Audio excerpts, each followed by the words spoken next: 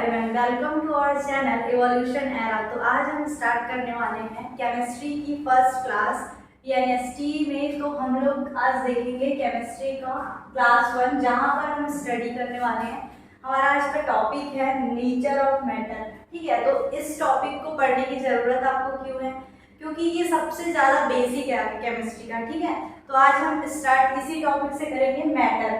ठीक है, तो सबसे पहले मैटर क्या होता है? तो जैसे कि ये मार्कर है, ये आपका क्या है? ये मैटर है। जो भी आपका, जैसे कि आपके पास बॉटल होगी, टेबल होगी, चेयर होगी, जो भी आपका है, जो आपकी वर्ल्ड में एग्जिस्ट करता है, वो सब क्या होता है? मैटर। ठीक है, जिसे हम द्रव्य कहते हैं। ठीक, तो चलिए देखते हैं कि मैटर क्या होता है। तो मैटर देखिए आपका, anything which occupies space and having mass is called matter. ठीक है, जैसे कि इसको आप अगर हिंदी में देखिए तो कोई भी वस्तु जो स्थान घेरती हो, जिसका द्रव्यमान हो, वह द्रव्य कहलाता है। ठीक है, जैसे कि आपको स्थान, जैसे कि मार्कर है। ठीक है, ये मार्कर जितना यहाँ पे जो स्थान घेर रहा है, ठीक है, और इसका क्या है? कुछ मास है। मास मतलब ये छोटे छोटे एटम से मिलकर बना हुआ है। ठीक है, इसमें अमाउंट ऑफ मैटर मतलब जितना इस ऑब्जेक्ट का अमाउंट है, ठीक है, इसका जितना परिमाण है, वही आपका द्रव्यमान कहलाता है। ठीक है, ठीक है, तो अब देखते हैं हम क्लासिफिकेशन ऑफ मैटर।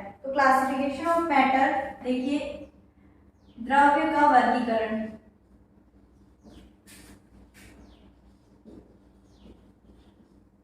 मैटर को हम दो बेस पे क्लासिफाई करेंगे, दो आधार पे क्लासिफाई करते हैं। ठीक है, एक होता है आपका फिजिकल क्लासिफिकेशन,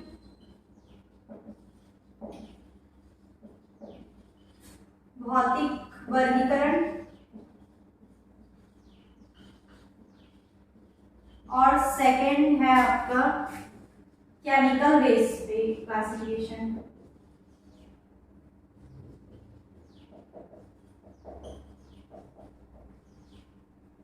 ठीक है, रासायनिक वर्गीकरण।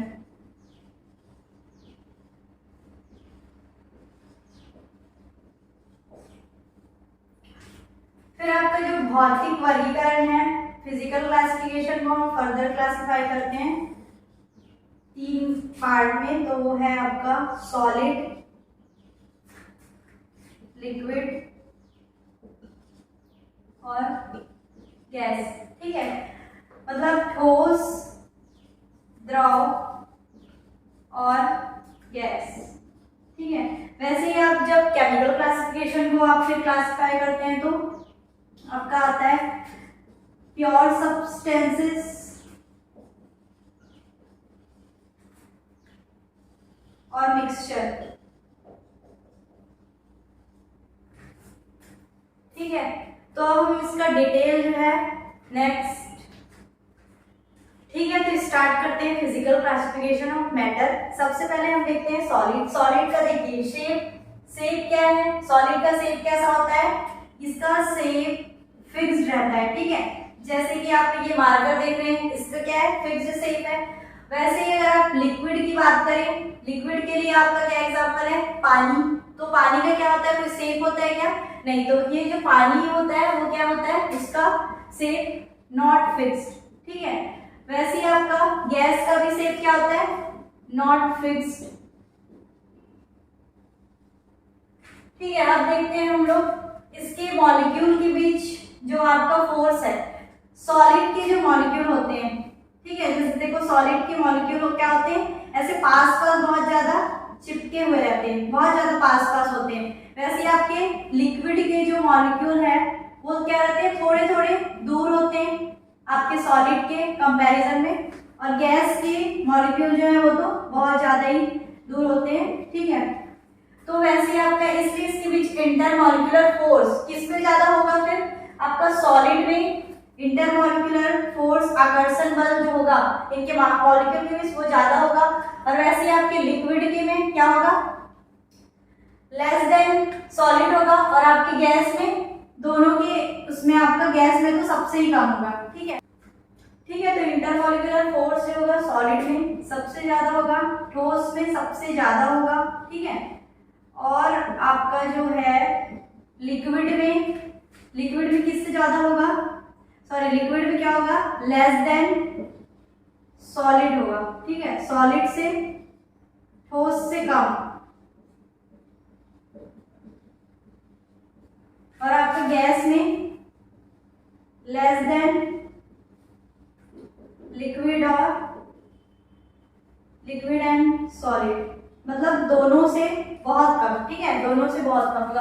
अब हम देखते हैं इंटरमॉलिक्यूलर स्पेस, ठीक है। अभी हम लोगों ने देखा था कि जो सॉलिड के मॉलिक्यूल्स होते हैं वो पास पास चिपके हुए होते हैं और लिक्विड के उससे थोड़े दूर और गैस के ज्यादा ही दूर होते हैं, ठीक है। तो आपका जो सॉलिड में आपको इंटरमॉलिक्यूलर स्पेस क्या मिलेगा, बहुत कम मिलेगा, ठीक है, उनके बीच स्पेस नहीं रहेगा, तो सबसे लेस रहेगा। अब इसमें लिक्विड में हम देखेंगे, मतलब सबसे कम होगा आपका सॉलिड में, और लिक्विड में क्या होगा, मोर देन सॉलिड, मतलब ठोस से ज्यादा होगा। और आपका जो होगा गैस में क्या होगा, मोर देन लिक्विड, और बहुत ही दूर होंगे, ठीक है, गैस के जो मॉलिक्यूल्स हैं more than liquid and solid, मतलब ठोस से, ठोस और द्रव से ज्यादा स्पेस रहेगी इनके बीच, ठीक है, ठीक है। तो अब वॉल्यूम की बात करते हैं। वॉल्यूम क्या होता है, किसी भी चीज का वॉल्यूम क्या होता है, कोई भी चीज मैटर, कोई भी मैटर जितना स्पेस ऑक्यूपाई करता है वो उसका वॉल्यूम होता है, ठीक है। तो सबसे पहले हम देखते हैं सॉलिड में, सॉलिड में अगर वॉल्यूम की बात की जाए तो सॉलिड में जो वॉल्यूम होता है वो क्या होता है, फिक्स्ड होता है।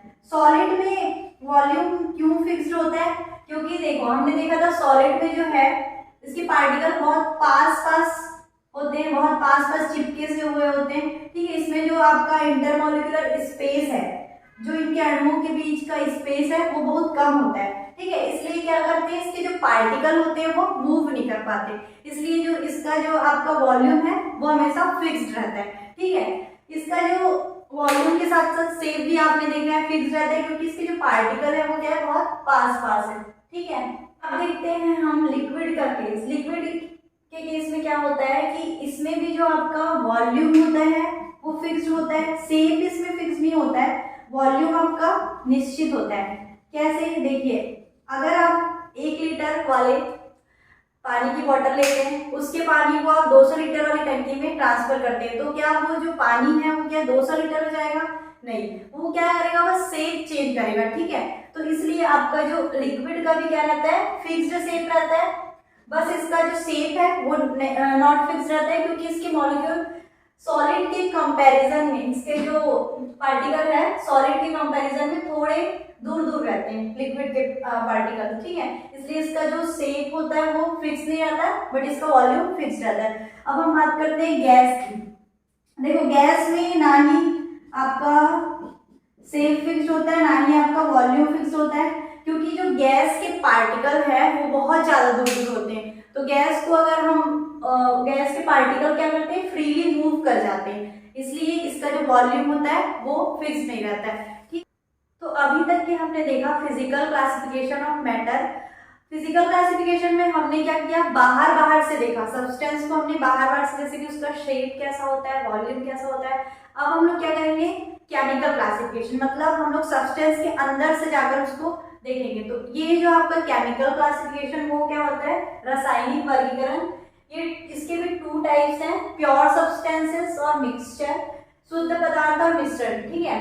तो सबसे पहले आपका आता है प्योर सब्सटेंसेस।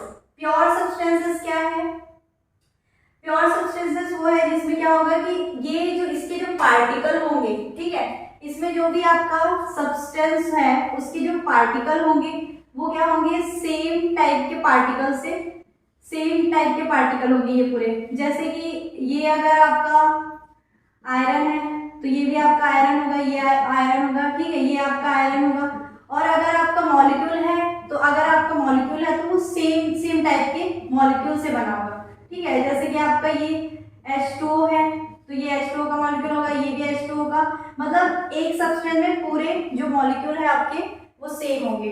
ठीक है, अब देखते हैं हम। और इसका सेकंड क्या है कि ये जो आपके इसमें जो आपका होगा कि ये जो क्या होगा भौतिक विधि से हम अलग नहीं कर सकते। ठीक है, इसमें जो आपके सब्सटेंसेस होंगे उसको हम फिजिकल मेथड से हम लोग अलग नहीं कर सकते। तो जैसे कि आपका H2O है, उसको क्या फिल्ट्रेशन की, जैसे वाटर का एक मॉलिक्यूल है उसको क्या फिल्ट्रेशन की हेल्प से क्या आप छान के इसको हाइड्रोजन और ऑक्सीजन को अलग कर सकते हैं? नहीं, इसमें हमको कोई केमिकल मेथड ही लगाना होगा। ठीक है, उसके बाद आपका जो आता है प्योर सब्सटेंसेस को भी हम लोग उसके भी आपके 2 टाइप देखेंगे। प्योर सब्सटेंसेस जैसे मतलब शुद्ध पदार्थ के लिए हम 2 टाइप देखेंगे, एलिमेंट और कंपाउंड। ठीक है, एलिमेंट आपका क्या होगा जो एक ही टाइप के इसमें पार्टिकल होंगे, 1 काइंड ऑफ पार्टिकल से बना होगा। और आपका यौगिक ये क्या होगा 2 टाइप के एलिमेंट या 2 अलग अलग टाइप के एटम से मिलकर बना होगा। ठीक है, तो अब हम इसको एलिमेंट और कंपाउंड को एक एक करके डिफाइन करेंगे। ठीक है, तो अभी हमने देखा प्योर सब्सटेंस जो होते हैं वो एक ही टाइप के पार्टिकल से मिलकर, एक ही काइंड ऑफ पार्टिकल से मिलकर बने होते हैं। ठीक है, तो अब हम इसका क्लासिफिकेशन देखेंगे। तो ये भी 2 टाइप्स के होते हैं, एलिमेंट्स और जिसको हम तत्व कहते हैं, और कंपाउंड। ठीक है, यौगिक। ठीक है, 2 इसके भी टाइप होते हैं। तो सबसे पहले हम डिस्कस करते हैं एलिमेंट या तत्व क्या होते हैं। ठीक है, एलिमेंट क्या होते हैं कि वो एक ही 1 काइंड ऑफ पार्टिकल से मिलकर बने होते हैं, एक समान कणों से मिलकर बने होते हैं। तो जैसे कि हम एग्जांपल देखते हैं, हम यहाँ पे एक कॉपर का टुकड़ा लेते हैं। अब इस कॉपर के टुकड़े में क्या होगा कि इसके जो अंदर के जो सारे पार्टिकल होंगे, ठीक है, इसके जितने भी आपके पार्टिकल होंगे वो आपके सारे साइड से अगर आप देखोगे तो ये कॉपर से ही बना होगा, इधर से भी आप देखोगे तो कॉपर, इधर से इसके सारे जो कण होंगे, इसके जितने भी पार्टिकल होंगे वो क्या होंगे, सब सेम टाइप के होंगे, एक ही काइंड ऑफ पार्टिकल से मिलकर ये बना होगा जो कॉपर का टुकड़ा है। अब जैसे कि आप आयरन आप देखते हैं, ठीक है, आयरन जो होता है आपका जो लोहा आप देखते हैं वो भी क्या होगा, इसमें भी अगर आप देखें तो इसमें पूरे जो होंगे वो क्या रहेंगे, ये आपके आयरन की पार्टिकल, इधर से भी देखोगे आप तो आयरन का, इधर से भी देखेंगे तो आप आयरन का से बना होगा ये, मतलब इसको जिस साइड से भी आप ऑब्जर्व करेंगे ये सारा आपका आयरन से ही मिलकर बना होगा। ठीक है, इसमें मतलब एक ही समान के कण होंगे, जैसे इसमें आयरन के कण है तो इसमें आयरन के ही कण जो रहेंगे, एक ही टाइप के कण वहां पे प्रेजेंट रहेंगे। ठीक है, अब जो आपका एलिमेंट है, तत्व है, इसके भी हमारे 3 टाइप के होते हैं। सबसे पहला हमारा क्या होता है, मेटल, जिसको हम धातु कहते हैं, नॉन मेटल और मेटलॉइड। ठीक है, धातु, अधातु और उपधातु। ठीक है, तो आपका धातु में आपकी क्या क्या एग्जांपल है, जिंक, कॉपर धातु है, नाइट्रोजन, ऑक्सीजन आपके अधातु है, और आपका बोरॉन और सिलिकॉन आपका मेटलॉइड्स है। ठीक है, अब इनके बारे में, इन तीनों के बारे में हम एक डिटेल में आप नेक्स्ट चैप्टर में पढ़ेंगे। आगे आपकी चैप्टर है केमिस्ट्री में, तो वहां पे हम इसका पूरा डिटेल देखेंगे। ठीक है, तो आपका ये जो एलिमेंट है वो एलिमेंट कंप्लीट हुआ। एलिमेंट के बाद हम देखते हैं प्योर सब्सटेंसेस का दूसरा टाइप, शुद्ध पदार्थ का दूसरा टाइप क्या है अपना, यौगिक। ठीक है, अब देखते हैं हम कि कंपाउंड क्या होते हैं। ठीक है, कंपाउंड क्या होते हैं, a substance made up of 2 और more different element combined in a fixed ratio. ठीक है, आपका जो एलिमेंट था अभी हमने देखा कि एलिमेंट क्या होते हैं, एक ही टाइप के पार्टिकल से मिलकर बने होते हैं। बट यहाँ पर क्या होगा कि जो आपका कंपाउंड होगा वो जो 2 और मोर एलिमेंट से कंबाइन होकर बने होंगे, और वो क्या होगा, फिक्स्ड रेशियो में कंबाइन होगा। ठीक है, 2 या 2 से अधिक तत्व निश्चित अनुपात में क्रिया करके आपका क्या बनाएंगे, यौगिक बनाएंगे। ठीक है, अब देखते हैं हम लोग एग्जाम्पल देख लेते हैं। आपका H2O क्या है, वाटर जो कि है वो एक कंपाउंड है, कार्बन डाइऑक्साइड कंपाउंड है, और आपका H2SO4 एक कंपाउंड है। हम एग्जांपल लेते हैं वाटर का, H2O का। ठीक है, अब इसमें H2O में आपकी हाइड्रोजन के कितने एलिमेंट प्रेजेंट है, 2। ठीक है, अब इसमें जो हाइड्रोजन है उसका एटॉमिक मास हमारा क्या होता है, 1। ऑक्सीजन के कितने एलिमेंट है इसमें, 1, और इसका एटॉमिक मास होता है 16। ठीक है, तो आपका हो जाएगा 2 1 जा 2 और 16 1 जा 16। तो इसको हम फिर से ब्रेक करते हैं, 2 1 जा 2 और 2 8 जा 16। तो ये आपका जो है इसमें वाटर में जो हाइड्रोजन और ऑक्सीजन का रेशियो हमेशा फिक्स रहेगा 1:8। ठीक है, अब हम देखते हैं एक और आपका एग्जांपल ले लेते हैं, कार्बन डाइऑक्साइड। ये भी एक आपका कंपाउंड है। कार्बन डाइऑक्साइड में आपके कार्बन इसमें कितना प्रेजेंट है, कार्बन का इसमें एक एलिमेंट प्रेजेंट है और कार्बन का आपका एटॉमिक मास है 12 और इसमें ऑक्सीजन का आपका 2 एलिमेंट प्रेजेंट है और इसका एटॉमिक मास है आपका 16। ठीक है, 12 1 जा 12 और 16 2 जा 32। अब इसको हम फिर से ब्रेक करते हैं, ये किससे जाएगा, 4 3 जा 12 और 4 8 जा 32। ठीक है, तो इसका जो आपका कार्बन और ऑक्सीजन इसमें 3:8 के रेशियो में ही कंबाइन करेंगे। आपका जो कार्बन और ऑक्सीजन है वो हमेशा 3:8 के अनुपात में ही इन दोनों आपका कंबाइन होकर आपका यहाँ पे कंपाउंड बनाएंगे। तो आज का हमारा ये टॉपिक कंप्लीट होता है। अगर आपको इस पूरे वीडियो में कोई भी डाउट है तो आप हमें कमेंट बॉक्स पे पूछ सकते हैं। अगर आपको वीडियो अच्छा लगा है तो please like, subscribe and share कीजिए। Thank you.